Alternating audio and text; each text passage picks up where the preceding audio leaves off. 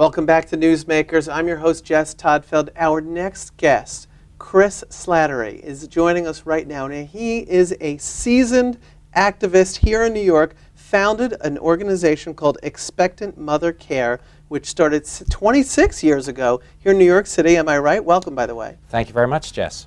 So now, what is this organization? We're the oldest and largest of the alternative to abortion crisis pregnancy center networks here in New York. We've now have 12 locations all over the city, and we serve over 8,000 girls and women a year with real help and hope in their crisis pregnancies. Now, a lot of people have heard of Planned Parenthood. You're going to tell me how this is very different. Planned Parenthood is the McDonald's of the abortion industry. Okay. They commit over 350,000 abortions a year. They do one every 95 seconds. They get over $350 million in federal funds. In contrast to us, we're a small nonprofit organization, Right. gets no government funding, completely donor-based, and we do not take children's lives for our business. We help mothers to bear children, choose adoption, raise them as single mothers if necessary, but always to choose life. So essentially, your organization is also out there providing help and advice, obviously minus abortion. Right. And there's some controversy going on. Well, the city of New York, behind a push of Planned Parenthood and NARAL, New York, has passed a law just in the spring of 2011 to cripple us with regulations, which will go into effect in the summer of 2011. These laws will literally strangle us with First Amendment violations of our free speech. Really? We will have to have all kinds of disclaimers in our advertising, in our brochures, our websites, and in face-to-face conversation with girls and women that is all intended to turn women off to coming in to see our centers. Right. Well, of course, that brings me to our next question, which is some people will ask you and ask your organization, are you helping expectant mothers?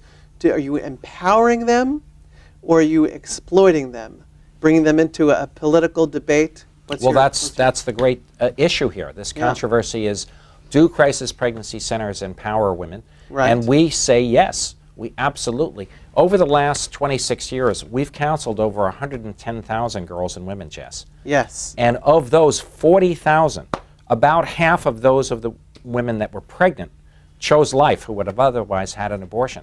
That's because they were empowered with information, with real support, with friendship, with love, with affection, not just the offer of the examining room to take care of their problem. Right. Now, your organization has been making news recently, and you talked a little bit about some of the things going on, but I guess whether you're trying or not, you're making news. Well, we're fighting back.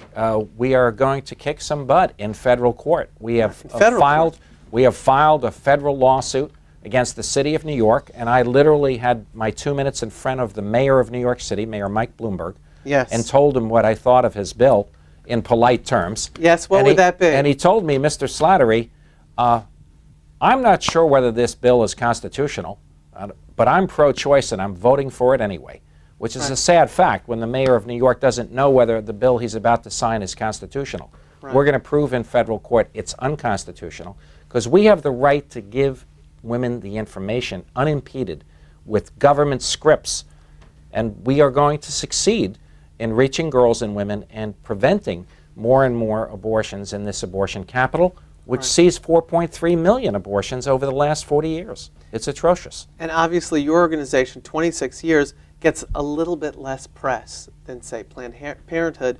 What made you start the organization? I think it's really because my heart went out to the girls and women who had no choices, no options, no real help and support when they were being pressured or coerced, or literally, in some cases, we see women that are being pimped out, girls being pimped out by their own family members, child trafficked, and literally forced into taking their child's life. So we're there to give women hope and real help, and I just feel that we have to stand up for the little guys, the little children, who are our future. Right. We've been able to save 40,000 children. That's 40,000 children, citizens of this city that are walking around, contributing, and will be our future here. And what's next for the organization? What's next is that Yes. we're going to expand. We're adding more ultrasound machines very soon with the help of the Knights of Columbus Catholic organization and other good people who are giving us the funds to fight the good fight and to win for the kids and win for the moms. And I suspect there is information on a website where people or women who need to hear what it is you're saying can go. Where is that website? We'd like people to go to SaveTheLifeCenters.com. That's Save the Life, L-I-F-E, centers.com, and they can get information about the battle we've been waging, make contributions to the cause, and help us win. Well, Chris Slattery's organization is called Expectant Mother Care, and you can go to that website and find out more information. Thanks for taking some time out and chatting with us today. My pleasure, Jess. God bless.